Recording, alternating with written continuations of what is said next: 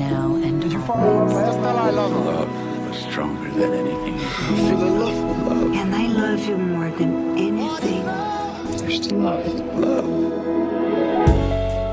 From the New York Times, this is Modern Love. I'm Anna Martin, and today we've got something special for you. It's the full Modern Love essay from our recent episode with Nell Stephens about being dumped by the man she thought she was going to marry, and what happened when she decided to go on their honeymoon anyway. Here's Nell reading her essay called How I Lost the Fiancé, but Won the Honeymoon. My email junk folder is a glimpse into a fantastical world where Ray-Bans are free and Michael Kors is always having a sale. Typically, I click delete all, but that day, one caught my eye. Congratulations, Nell Stephens, you have won a luxury honeymoon to India. I felt a dart of excitement, followed by instant dismissal. But I found myself returning to that email, rereading, showing friends. Because the thing was, maybe I had entered a competition to win a honeymoon. In the preceding months, I had been in the fateful state of being both bored and in love. I was completing my PhD in London while the man I was going to marry worked in Boston. In the rare books reading room at the British Library where I went to write, I spent a lot of time entering online contests, filling out form after form in the hope of winning vacations, designer clothes, and theatre tickets. I didn't care what. All I wanted was distraction and to indulge the fantasy that my life was about to change with little effort from me. I was so indiscriminate and prolific that I lost track of what I'd entered. But in my loved-up, idle state, it was quite likely I had tried my luck at winning a luxury honeymoon to India. I replied to the email with probing questions, wary of falling for a scam. A response arrived that was reassuring and convincing. An itinerary was fixed upon, flight dates were set. At no point were my credit card details or passport demanded. It was real. I was going to India. Can you believe it? I crowed to friends, family, anyone who would listen. Can you believe I actually won? It felt miraculous, this random gift from the universe. Friends looked at their shoes. My mother cleared her throat. Nobody wanted to ask, but somehow they managed. Who are you going to take with you? Because 11 days before I'd won, the man in Boston whom I loved, who I thought was going to marry me, had Skyped to say he didn't want to be with me anymore. The distance was exhausting. He needed to focus on his own life. He thought it would be the best for both of us. He was sorry. I don't remember the call as it happened, but I recall the aftermath. I was crying too hard to stay upright and crawled under my coffee table, howling like an injured animal.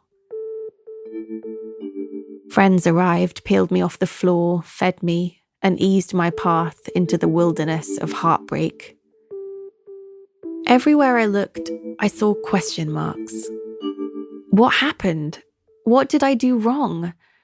Who will come with me on my honeymoon?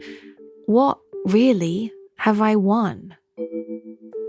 The prize wasn't a gift from the universe, so much as a cruel joke.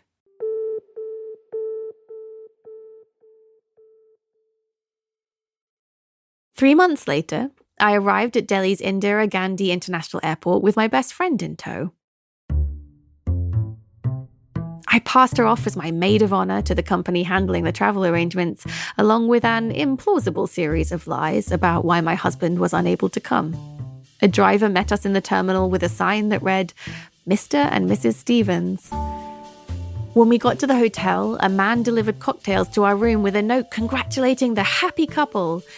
He looked confusedly at the two of us and said, "Where is Mr. Stephens?"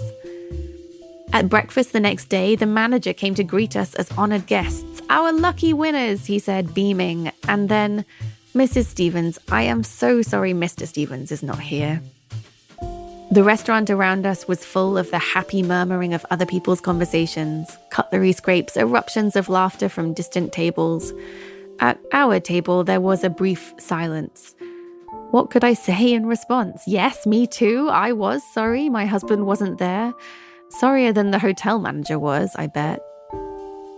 But the honeymoon went on, and so did the confusion of our hosts at every stop on our itinerary. Rose petals on the beds, champagne chilled for our arrival, chocolates arranged in heart shapes on the pillows.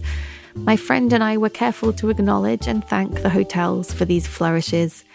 Each time our awkwardness was reflected back on us tenfold by our hosts. They were baffled at the sight of two apparently unattached women sharing the honeymoon suite. The question that had been filling my brain before I arrived, "Where is your husband?" was now being posed politely and persistently on a balcony in Agra with a view of tiered swimming pools and the Taj Mahal, on the back of an elephant climbing to Jaipur's Amber Fort, on a boat gliding across Lake Pichola beneath a bat-filled sky. We got back from excursions to find the trappings of romance spirited away from our room and replaced by other, more platonic gifts. Jewelry, scarves, and, once unnervingly, a pair of dolls nestled between the pillows. Then we'd arrive at the next leg of the tour, and it would happen all over again. Where is your husband?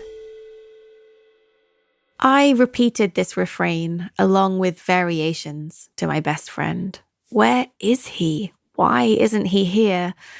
The price she paid for this luxury vacation was having to endure the most miserable travel companion of all time. She swam and sunbathed, wore a succession of very good hats, and bought a Kashmiri rug.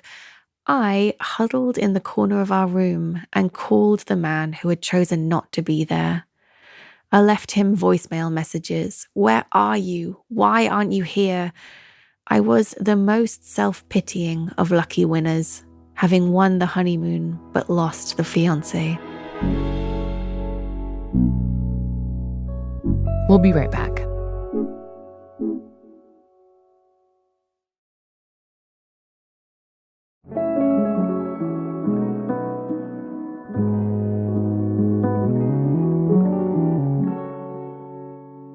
Here's the lesson I was learning about winning. It is impermanent, unstable, transient. It isn't a happy ending, just punctuation between sentences, a triumphant pause before life rolls onward in uncontrollable directions.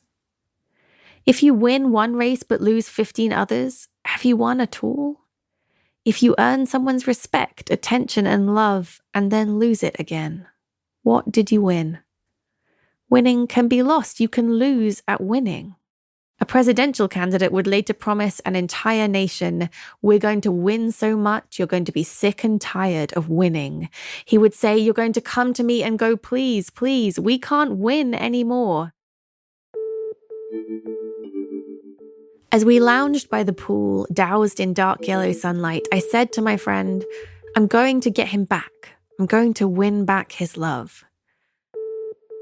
Her face in response was a perfect composite of pity, skepticism, and restraint. She knew it wouldn't go that way. She also knew I wasn't ready to hear it. Of course, I did not win him back. But here's a lesson I have learned about winning. Not just how unstable it is or the way it can shift to loss, but how it can eventually transform into triumph all over again. How would it have been, I think now, if that trip had really been the beginning of my married life to the man in Boston? It would have been delirious, ecstatic, 10 days of happiness followed by a month or 2 months or a year of contentment. And then, one by one, the problems would have come to the fore. He needed to focus on his career and decide for himself what he wanted to do. My mood swings and impulsiveness would have frustrated him. His caution and risk aversion would have made me feel stifled. One of us would have been driven crazy by the way the other chewed or swallowed or breathed.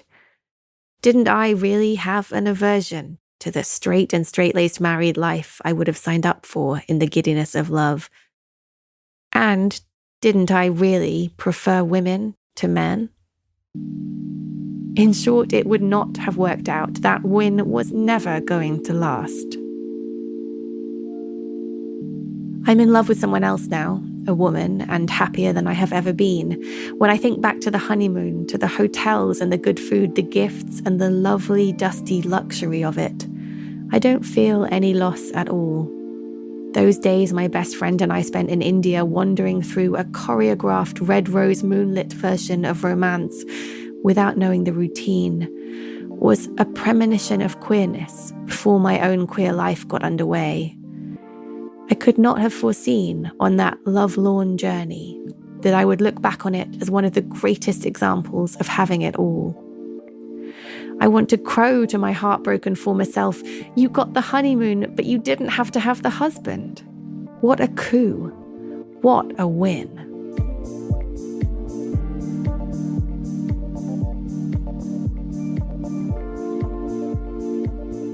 If you want to hear my interview with Nell, I talked with her on a recent episode. Check our feed. It's called How I Lost the Fiancé but Won the Honeymoon. Modern Love is produced by Julia Botero, Christina Josa, and Hans Buetow. Our executive producer is Jen Poyant. This episode was mixed by Sophia Landman. Our show was recorded by Maddie Masiello. The Modern Love theme music is by Dan Powell. Original music by Marian Lozano, Dan Powell, and Alicia Beitup. Digital production by Nell Galogli. The Modern Love column is edited by Daniel Jones. Mia Lee is the editor of Modern Love Projects. I'm Anna Martin. Thanks for listening.